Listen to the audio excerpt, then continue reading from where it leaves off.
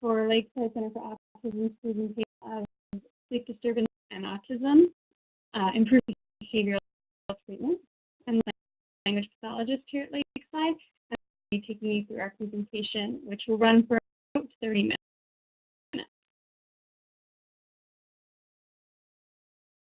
This is today's presentation. We're going to just over the definition of what we mean by sleep disturbance with sex. Look at research is saying right now about this topic, talking at some evaluations of insomnia and other conditions, and then talking through the bulk of our presentation, which is really the actual treatment program.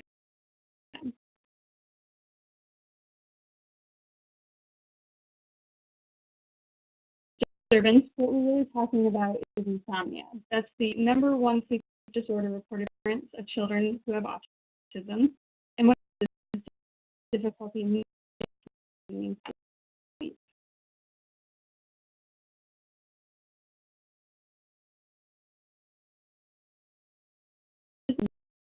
About the research, and put no in quotations here because really the area is ever or always getting research giving us more evidence.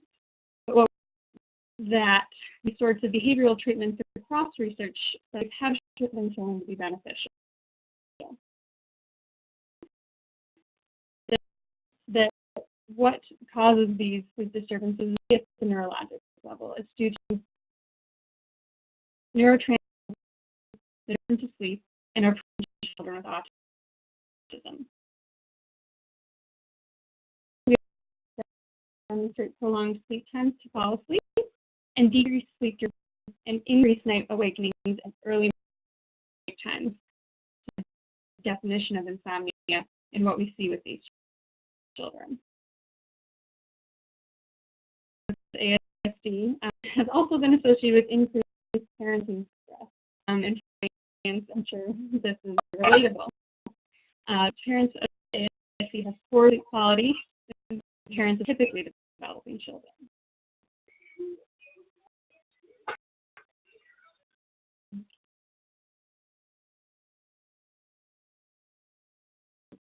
And as a characterization of this study is ever, we're always gaining new research and studies are happening. So the characterization continues to change. One research study that 44 to 80% of children with autism experience sort of sleep disorder. And sleep developing peers of 11 to 37%. It's a great significant and more prevalent in children with autism. This is one of the statistics, but what we're seeing across studies that during this, it's pretty consistent that it shows about that 50% range of children with autism are these disturbances.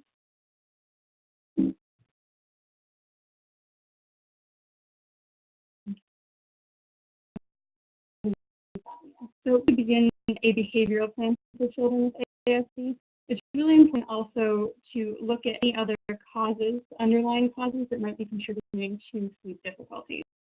So look at sleep disorders. So this might be sleep apnea or things like syndrome. So epilepsy or disease, and such as disorders. So these need physicians and specialists to be consulted on first, but once causes or these possibilities are ruled out, then it's appropriate to initiate a behavioral treatment.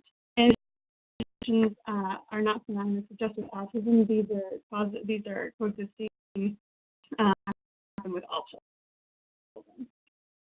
And a behavioral intervention begins. It's up to be paying attention as to that you're seeing success with this. And if treatment isn't successful, consulting your doctors for further exploration of other options that might be helpful in supplementing the behavioral program, such as medical options.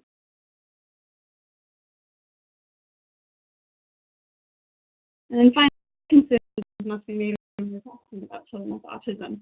There are core behavioral deficits that are associated with ASD that impede the establishment of sound bedtime behavior, sound bedtime routine. So often we see emotional regulation issues with separation, transitioning from preferred activities, a lack of understanding what the actual expectations of bedtime are, and then sensitivity. In the blue, a little bit of an elaboration on sensory sensitivities. We'll actually be talking about that in more depth in a few slides.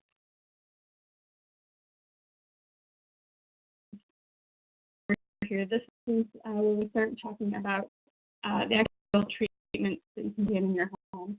And I like kind of the no prescriptions needed. You don't necessarily need to see a doctor in one of these processes. There are certain professionals that you can consult to help make this process easier to begin. It's designed to be simple to implement within the home and by parents.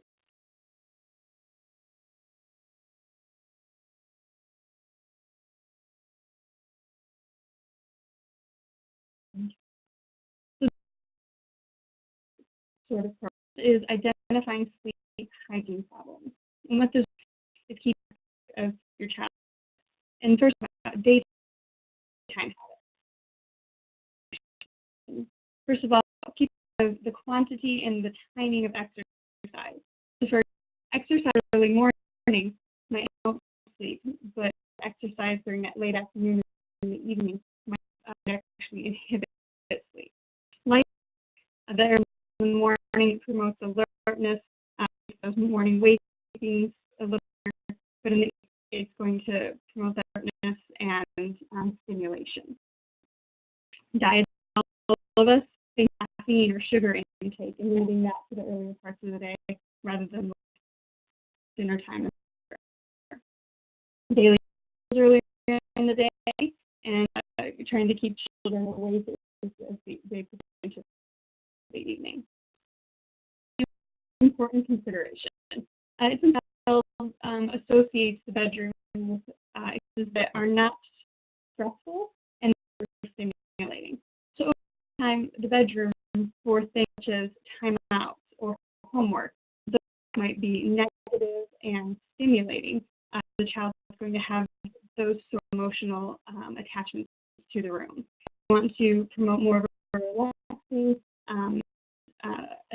that doesn't overstimulate. And then also, activities with your child. Activities and minimizing light exposure. So we're thinking about our kids today have a ton of exposure to screens, whether it's video games or their tablet. Really thinking in the evening, rather than letting them sit in front of devices for a long time, are extremely stimulating and not only activities, but the itself might inhibit the transmitters needed to be released in order to help for sleep at that level. So keep how much time they're getting exposure to those in the late evening. Think your child's optimum window for sleep. So this essentially, of course, picking a bedtime and sticking to it. But be a good time for your child to go to sleep. If your child looks extremely up, it can be very hard for them to enter into that relaxed sleep state and what's expected of them. Versus by 8:30 or 9 o'clock, you see kind of a natural calming and would be a little bit easier to begin that bedtime routine distance. Just a little observation to understand and see when these times really occur. It's important to take into consideration what's appropriate for the family schedule. Bedtime routine, establishing and sticking to it. So with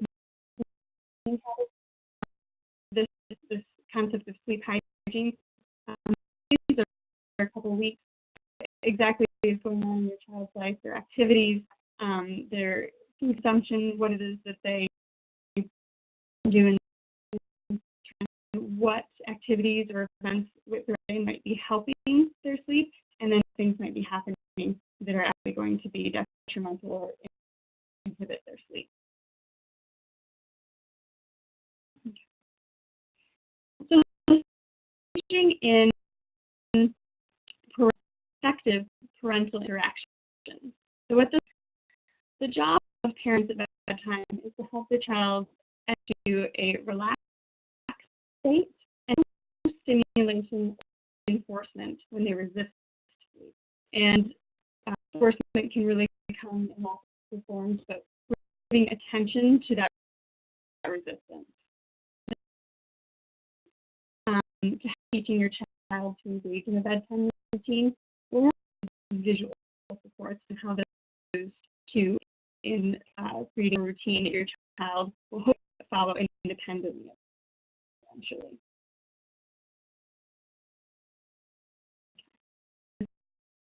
That is visual schedules.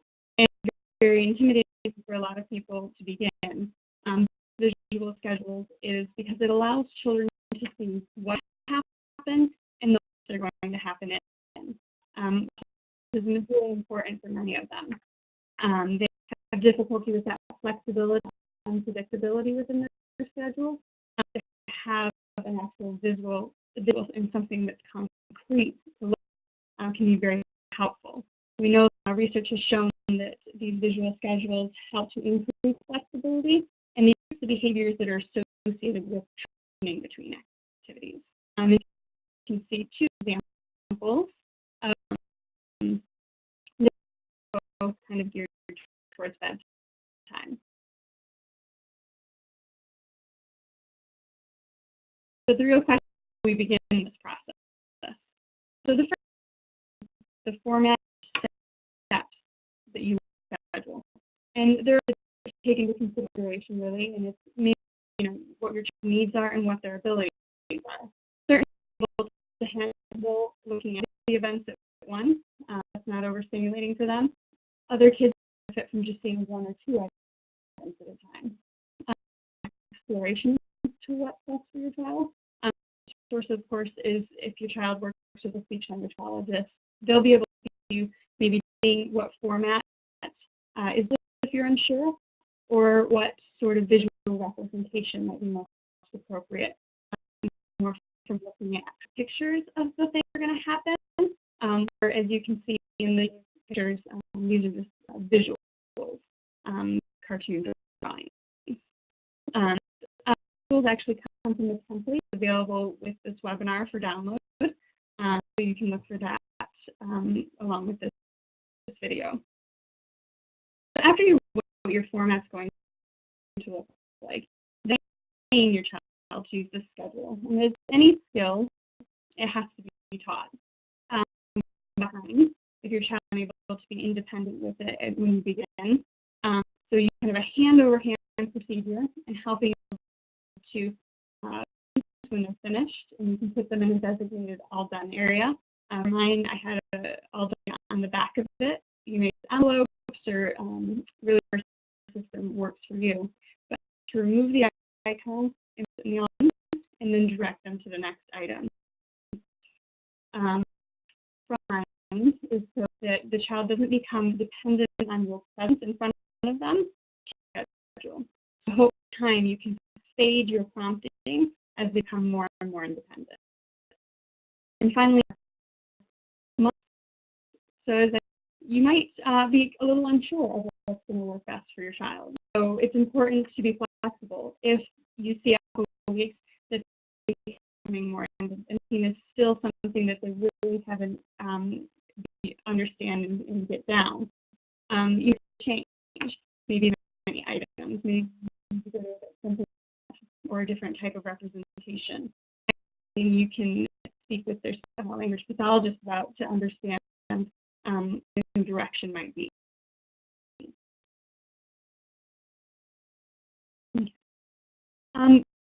Also important to engage in effective parental interactions for these children.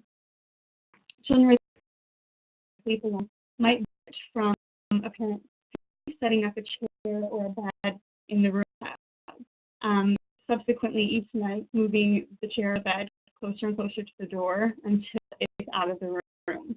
And during this type of treatment is to make sure that the child is receiving no sort of input or enforcement from the parents. So really no contact, no physical contact that would give the child attention, to teach that independence and to help lessen that anxiety. And we don't need your presence.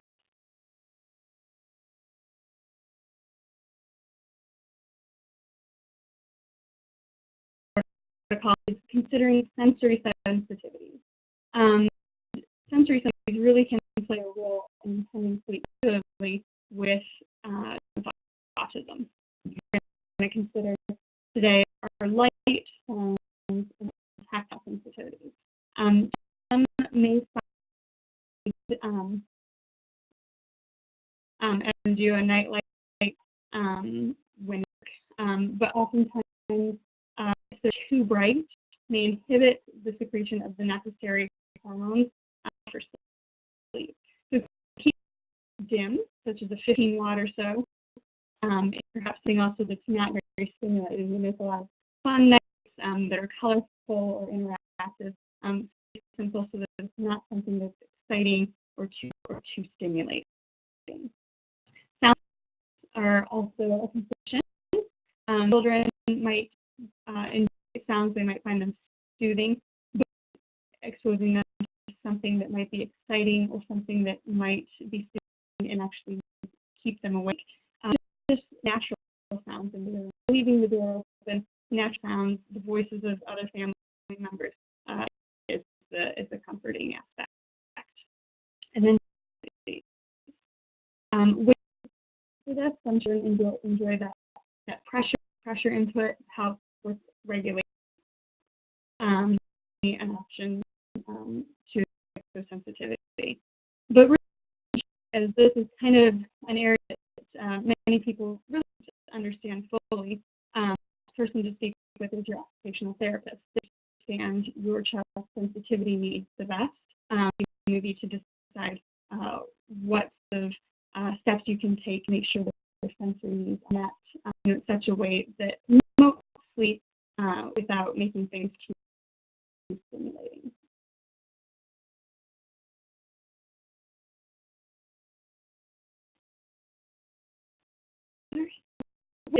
Is that children with autism have an increased prevalence of sleep disorders when compared to their peers.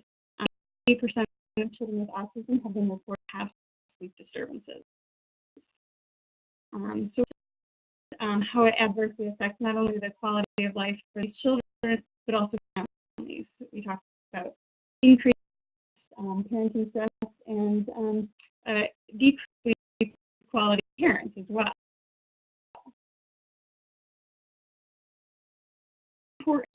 Before beginning any sort of behavioral regimen, to speak with doctors or specialists to make sure that there's no other coexisting conditions that might be the reason a child is having sleep difficulties. Thinking of other medical, neurological, or psychological disorders, the underlying cause for these sleep difficulties.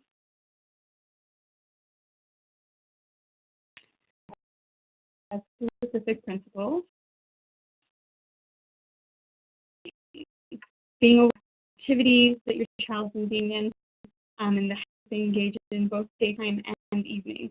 As discussed, kind of in the beginning, keeping a record of the things that your child's doing throughout the day, and what things might be helping the sleep act later in the day, and then what might actually be inhibiting it.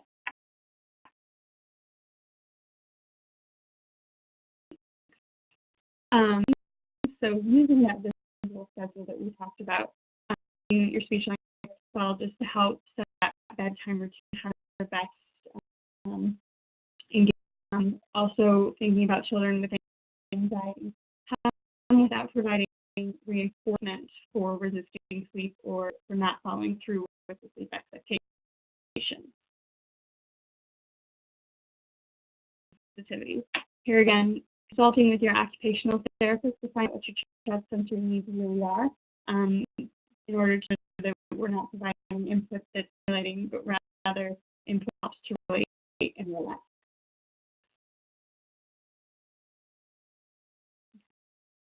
And last, our research really is ever evolving, always gaining in this area.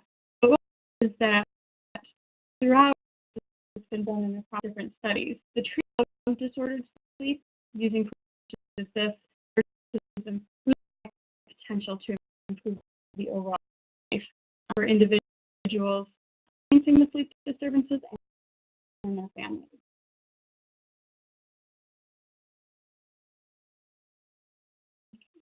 All right, so that's for this evening's presentation.